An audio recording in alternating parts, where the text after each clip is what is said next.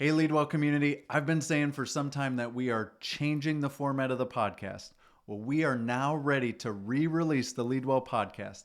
I'm going to be interviewing mission-driven leaders just like you, asking them what they're doing and how they're doing so that you get what you need to be able to lead your business and your people well.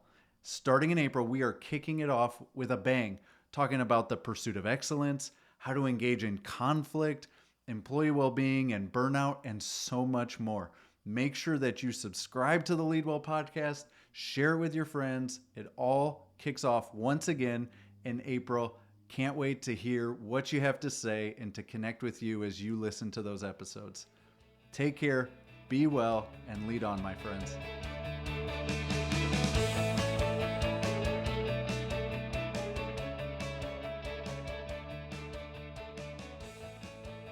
And then we're never going to be able to build great teams. If we want to build great teams, you actually got to let the team go do something.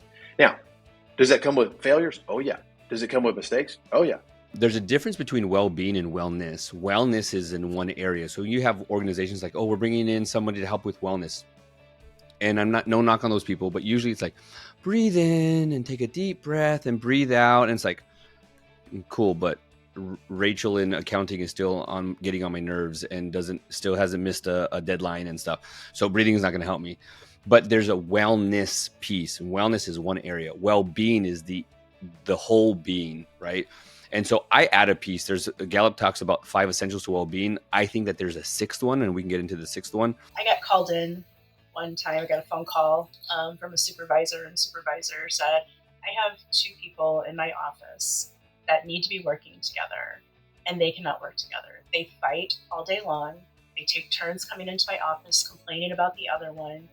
It is at the point that if this does not get resolved, I'm going to have to let one of them go because it's harming just even our office culture. Not only are they not getting the work done, the office culture is not working.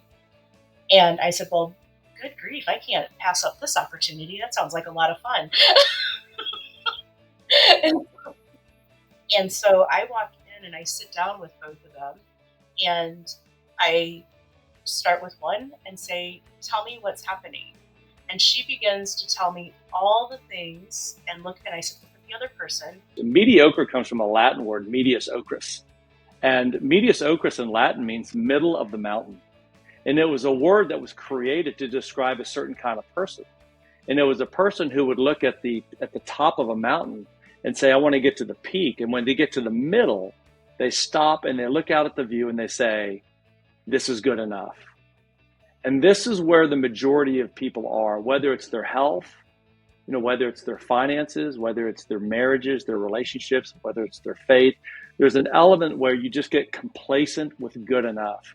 And that was my life for so many years until this gentleman entered into my life and began to invest in my life. Things like leadership is everything. We talk about that all the time, that within the firm, leadership is everything. But when you gather a volunteer group, when you're gathering your staff team, if you don't have the right leaders around the table, either paid or volunteer, it's really hard to get traction, right?